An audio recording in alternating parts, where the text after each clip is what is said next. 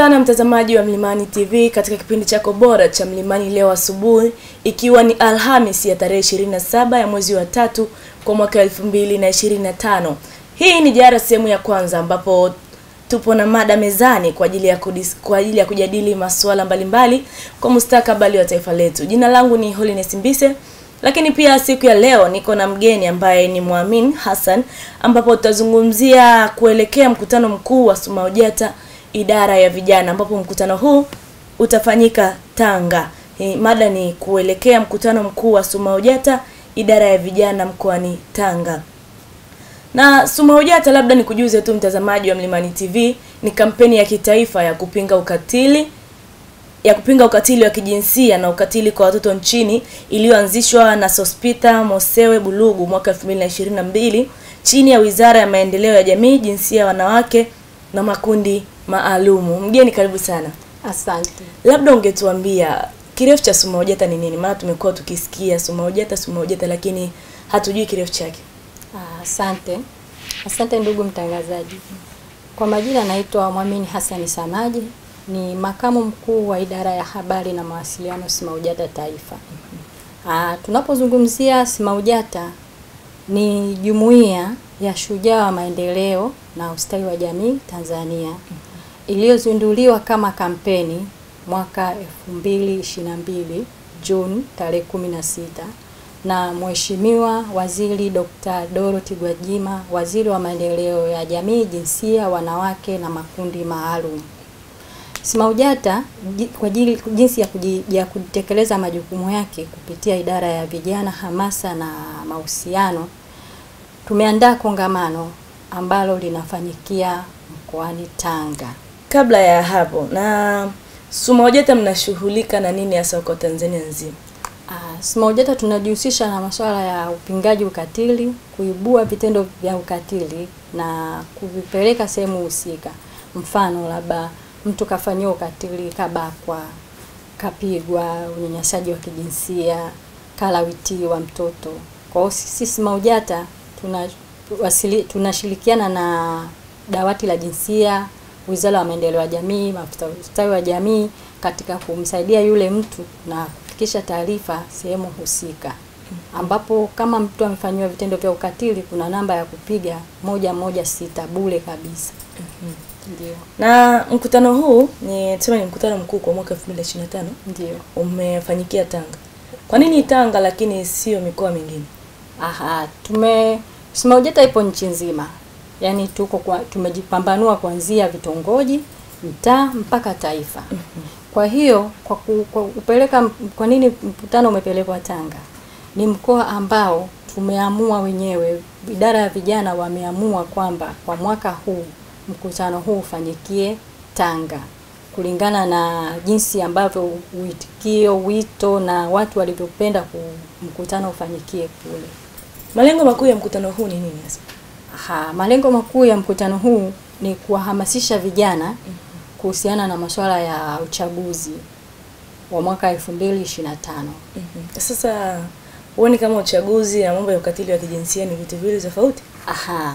SMAUJATA tunahusika pia na mambo ya kimaendeleo ya jamii na ustawi wa jamii. Kwa hiyo tunapoongelea masuala ya ustawi wa jamii, hapo kuna mambo ya uchaguzi ambao ili mtu uweze kustawisha jamii, lazima nchi yako iwe na amani. Inapokuwa na amani, lazima uwe na kiongozi imara ambaye anaweza kusimamia majukumu yenu na kuyatekeleza na kufikisha ajenda zenu serikalini. Na mkutano huu ufanyika mara ngapi kwa mwaka? Mkutano huu unafanyika mara moja kwa mwaka. Ndio. Na miongoni mwa mambo ambayo mnakwenda kujadili huko ni nini hasa? Miongoni mwa mambo tunayokwenda kujadili huko ni pamoja na usajili wa kuwa mwanachama hai wa SMAUJATA. Awali nilivyosema hapo kwamba SMAUJATA mwanzoni ilikuwa kampeni ambayo ilizinduliwa kama kampeni ikiwa chini ya Wizara ya Maendeleo ya Jamii. Hasa SMAUJATA kwa sasa ni jumuiya ambayo tumesajiliwa chini ya Wizara ya Mambo ya Ndani kwa usajili namba SA 23969.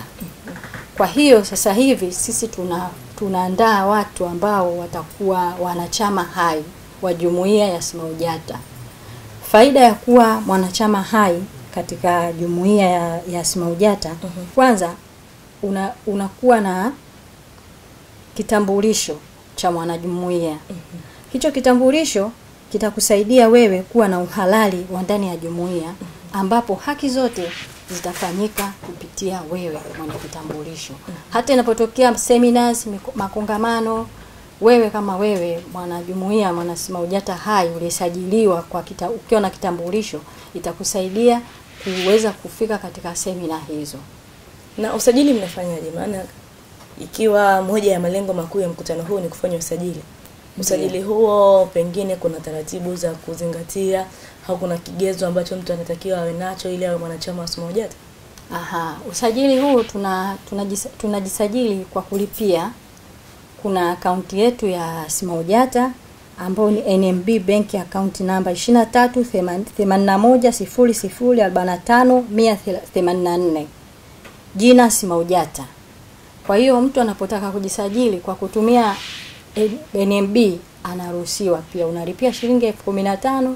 Hiyo shilingi 15,000 itajumlisha shilingi 3,000 kwa ajili ya kitambulisho, shilingi 12,000 kwa ajili ya ada ya usajili, ambapo kwa mwaka tunalipia kwa mwezi shilingi 1,000. Kwa hiyo ndani mara 12,000 mara miezi 12 ni shilingi 12,000. Kwa hiyo lengo kubwa la mkutano huu ni kwa ajili ya kufanya usajili tu, hamna kingine? Kuna malengo ni mengi, lakini kati ya lengo kuu ni hili pia, kuhamasisha watu juu ya usajili. Ni faida gani hasa ambayo ni ya kipekee kabisa ambayo mtu anasema nikijisajili pengine naweza nikaipata kutoka kwenye SMAUJATA? Kwanza kama nilivyosema, unakuwa mwanachama hai. Ambapo kama mtu anapokuwa mwanachama hai, it means kila kitu kinachotokea lazima wewe uhusike nacho, kwa sababu wewe ni mwanajumuiya halisi. Ni sawa na pale mtu labda wewe ni umehamia tu, mhamiaji wa nchi, labda umevamia nchi. Pale utaishi unaishi kwa kukimbizana. Lakini nikiwa kama mimi Mtanzania halisi, nitaishi kwa amani, kwa sababu najua hapa mimi ndo Mtanzania, ndo nimezaliwa Tanzania. Hivyo. Lakini pia moja ya kazi za SMAUJATA ni kuhakikisha ni kupinga ukatili kwa watoto, ndio? Ndio. Ikiwa ajira kwa watoto ni miongoni mwa ni ukatili au ni unyanyasaji kwa watoto, si ndio? Ndio. Ni kwa namna gani sasa mnavyowasaidia watoto kuepukana na changamoto hii ya ajira, yani ya kuajiriwa wakiwa bado wadogo? Kwanza kabisa, ajira kwa watoto imekuwa ni tishio kubwa Tanzania. Ajira kwa watoto wengi sasa hivi wanapitia mazingira magumu kupitia ajira hizi za watoto. Kwa hiyo sisi kama SMAUJATA tuna utaratibu wa kuwafuata watoto, labda kama ni watoto wa mtaani. Maana nyingi watoto ambao wanaajiliwa ni wale wanachukuliwa mtaani. Kwa hiyo sisi tunatoa elimu, tunaenda kuwafuata wale watoto waliokaa mtaani, tunazungumza nao vizuri. Wale watoto kama unatakiwa yule mtoto sasa unatakiwa wewe umuendee taratibu, kwa sababu huwa wanakuaga na nyenzo. Mara nyingi wanakuwa na nyenzo. Na wale watoto wanachukuliwa, tuseme kuna mtu labda yuko pembeni anafanya kuwatoa labda mkoa fulani, anawaleta sehemu fulani. Kwa hiyo sisi kama SMAUJATA tukishaona wale watoto labda wamekaa labda Manzese wapi, kazi yetu sisi ni kuzungumza nao kwanza, kujenga nao urafiki. Baada ya hapo, wale watoto kuna Wizara ya Maendeleo ya Jamii kupitia, kwa mfano kama hapa mkoa wa Dar es Salaam kuna kituo cha kuwalea watoto hao wanaopitia mazingira magumu. Kwa hiyo wale watoto wanaenda kukaa kule. Watafundishwa maadili mazuri, watafanyaje, wataelezea kila kitu, wataongea, watazungumza mambo yao lugha moja, mwisho wa siku wanakuwa watu wazuri tu. Nikukumbusha tu mtazamaji wa Mlimani TV kwamba kipindi hewani ni Mlimani leo asubuhi, ikiwa ni Jahara sehemu ya kwanza. Na mada mezani ni kuelekea mkutano mkuu wa SMAUJATA idara ya vijana, ambapo mkutano huu utafanyikia Tanga. Jina langu ni Holiness Mbise, lakini mgeni wangu kwa siku ya leo yeye ni Muamin Hassan. Lakini pengine Muamin Hassan, ungetukumbusha kwamba mkutano huu ni tarehe ngapi? Mkutano huu tunatarajia kufanya tarehe 17. Mkutano huu unafanyika tarehe 17 Aprili 2025 mpaka tarehe 19 2025. Kwa hiyo ni siku kadhaa, sio siku moja. Ndio. Kwa hiyo hiyo ni mkutano ambapo kutakuwa na seminars, tutatoa tuzo kwa rais. Sana sana tutaanza na rais. Tuzo ya rais, tutatoa tuzo kwa watu watakapofanya vizuri, kwa sababu ni watu wote mikoa yote. Kwa hiyo hata wewe pia tunakukaribisha. Nashukuru sana. Sasa tukirudi kwenye mada yetu, ni kwamba kuna hawa watoto ambao tayari wamekwisha kuathirika na pengine suala la ajira, yani wameshaajiriwa wakiwa bado wadogo, lakini pia wengine wamekumbana na ukatili mbalimbali. Sababu hasa zikitojwa pengine ni ukosefu wa ni hali ya kiuchumi ndio inasababisha watoto wengi kujiingiza katika ajira hizo, lakini pia kufanywa ukatili kwa sababu mtoto pengine hana hela ya kumsomesha, anashindwa kukidhi baadhi ya mahitaji. Nyie kama SUMAUJATA, watoto wakishakumbana na changamoto hizi mnawasaidiaje? Wale watoto wa mtaani, wale wanaoajiriwa wakiwa bado wadogo, sio kwamba kila mtoto anapitia mazingira magumu. Sio wote. Ndio. Kuna wengine kabisa tulishawahi kuwafanyia research, tukagundua kabisa kwao wana maisha mazuri, lakini yale mazingira wanaoishi na wazazi wao au walezi wao ndio wanawafanya wao kuhama na kwenda kuishi mtaani. Hali ya kuwa wanatafuta ajira ili waweze kuishi maisha yao kutokana na mazingira wanaolelewa, yani tuseme ni malezi yale. Kwa hiyo changamoto nyingine inayokumba watoto ni malezi ya wazazi. Malezi aidha walezi au wazazi, labda migogoro, yani tuseme migogoro ya kifamilia.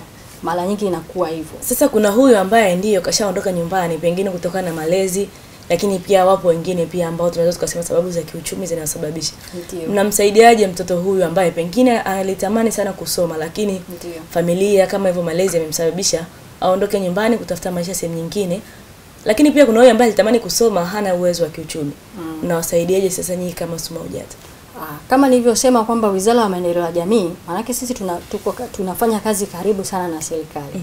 Kwa hiyo Wizara ya Maendeleo ya Jamii ina vituo vyake vya kuwalelea watoto. Kwa hiyo yule mtoto tukimpata ambaye anaishi katika mazingira magumu, kwanza hatuendi sisi peke yetu. Lazima tuwe na dawati la jinsia, lazima tuwe na maafisa ustawi wa jamii. Kwa hiyo wale pale watatusaidia sisi katika kufikisha ile taarifa kwa mtoto yule. Kwa hiyo yule mtoto watazungumza nao vizuri, kwa sababu wale wenyewe wataalamu wa masuala ya ustawi na nini, watamchukua yule mtoto watampeleka katika kituo. Kama atakuwa na uhitaji wa yeye kuweza kupatiwa huduma hiyo ya masomo kupitia pale, wanamsaidia, wanamgaramia wao kama wao. Ndio. Na ni changamoto gani hasa ambao mmeshakumbana nayo katika kuwasaidia watoto hawa? Maana wengine wanamilikiwa tuseme na mabosi wao, wengine pia hapo kwenye kampuni fulani. Changamoto gani ambazo mnakumbana nazo mkitaka kuwasaidia watoto hawa? Mara nyingi changamoto kubwa kabisa huwa watoto hawatoi ushirikiano. Kwa mfano kama hao watoto ambao wanamilikiwa na labda na mabosi wao, mara nyingi hao huwa hawatoi ushirikiano. Sasa unakuta labda unamwendea siku ya kwanza akupe ushirikiano, siku ya pili anajificha, siku ya tatu anafunga mdomo kabisa. Yaani unaweza ukazungumza naye, wewe unaongea kama wewe, yeye yuko hivi. Sasa unajifikiria hapa napataje information yake. Kwa hiyo hapo lazima utumie akili ya ziada. Watoto wanapenda zawadi. Kwa kupitia zawadi zile inatusaidia sisi kujenga naye urafiki. Kama nilivyokuambia, lazima kwanza tujenge nao urafiki wale watoto, kwa sababu wale wanakuaga na baadhi yao wanakuwa na nyenzo. Kwa hiyo unaweza ukaenda vibaya pale ukashangasha kupiga chuma. Ndio. Na hamjakutana labda na changamoto ya mambo ya kishirikina yanayohusika na masuala ya ukatili? Kwanza sisi hatuamini ushirikina. Hatuamini ushirikina. Japo ushirikina sijajua kama upo, ila hatuamini ushirikina. Kwa maeneo ya vijijini, yani kuna ukatili unakuta umetendeka, tuseme labda mtoto kabakwa na mzazi wake au kabakwa na ndugu yake. Ukiuliza familia inakuwa inasema labda wenyewe wana imani fulani, alafu mila potofu. Hiyo mila potofu. Mara nyingi wazazi wanakuwa na mila potofu. Mfano, labda tuseme mikoa fulani, labda Mara huko, wana ile tabia kwamba mtoto nikimkeketa mtoto wa kike inamsaidia yeye kuishi maisha mazuri, au kile kidude chake naenda kukiuza najipatia fedha. Hizo ndio mila potofu tunazozungumzia. Kwa hiyo mara nyingi watoto kama hao wanaofanywa unyanyasaji, mara nyingi inakuaga na hiyo mila potofu. Mnazitatuaje sasa changamoto hizo mnazokumbana nazo? Tunawapa elimu, tunatoa elimu kwa wazazi, tunatoa elimu kwenye makongamano, tunatoa elimu shuleni. Kwa hiyo yule mtoto anakuwa kabisa anajua kwamba nikifanyiwa hichi kitu, hii ni ukatili. Kwa hiyo ili niweze kuibuka nayo hili, lazima niende nitoe taarifa sehemu fulani, kwa sababu tunawaelekeza kwamba unaangalia yule mtu ambaye ni rafiki yako wa karibu, unampelekea hiyo na taarifa yako. Na tulishaibua matukio mengi tu. Matukio mengi yashaibuliwa na watoto wengi walishaelimika, wanajielewa, kujitambua wenyewe kwamba mimi nikifanywa hichi kitu ni ukatili, lazima niseme. Kwa sasa hivi wengi wanazungumza. Mwitikio upoje kwa watoto lakini pia kwa wazazi, wale ambao wameshaathirika na hata ambao hawajaathirika bado? Mwitikio kwa wale walioathirika sasa, kwanza wale pale huwa wanapelekwa kwa daktari wa saikolojia. Kwa mfano wewe umefanywa ukatili, tumekupata pale, tumezungumza na wewe, unatuelezea nini, lazima awepo daktari na vipimo vya uchunguzi wa daktari na nini. Kwa hiyo yule daktari atazungumza na wewe, atakuweka vizuri na mambo yataenda sawa. Kwa wale ambao hawajaathirika sasa, ambao labda ndo wana visa sasa vya ukatili, kwa sababu kuna ukatili na visa vya ukatili. Yule ukimpelekea elimu ile, akakuelezea kwamba bwana, mimi kuna hii na hii inaendelea, huyo ndio mtu tunayemtaka kwa sasa. Kwa sababu ukizuia vile visa, ukatili hauwezi kutokea. Mfano labda mimi mtu anataka kunifanyia ukatili, nikishajua zile dalili zake, nikazitoa sasa, nikasema jamani, huyu ni 1 2 3, akaja akakamatwa, akapelekwa kwenye sheria, akaelezewa, akapewa maonyo na nini, akapewa na elimu, hapo atatoka moja kwa moja, hata rudia tena kunifanyia ukatili. Kwa hiyo vile visa tunavihitaji kwamba mtu usisubirie mpaka kufanyiwa ukatili. Toa taarifa kwa visa vya ukatili, hata kama si matukio. Ndio. Na Sumu Ojeta ipo mikoa mingapi? Ipo mikoa yote ya Tanzania bara na visiwani, na pia tupo nje ya nchi. Ndio maana tunaitwa jumuiya, kwa sababu tuna Sumu Ojeta diaspora. Kwa hiyo sasa hivi kama nilivyokuambia, sasa hivi sisi sio kampeni. Sisi ni jumuiya ambayo ina usajili halali kupitia Wizara ya Mambo ya Ndani. Kwa hiyo tumesajiliwa na tupo nje ya nchi kabisa. Ndio. Na huduma zenu hapa Dar, lakini pia nje ya hapa Dar es Salaam, mikoa mingine na watu waliopo maeneo pengine ya vijijini, mnawafikiaje? Maana kwa mfano sisi tutaangalia kwenye mitandao ya kijamii, ila kuna hawa ambao wako huko ambapo ndio vitendo vya ukatili vimeshamiri sana, mnawafikiaje hawa? Tuna uongozi kuanzia ngazi ya kata, kitongoji, wilaya mpaka taifa. Kwa hiyo labda mimi nipo kata ya huko ndani Makulungwa huko ndani Simiyu. Yule pale kunakuwa na kiongozi, na huyo kiongozi anachaguliwa na kiongozi wa juu yake. Mfano, nipo kata ya Makumbusho, labda kijiji cha Makumbusho.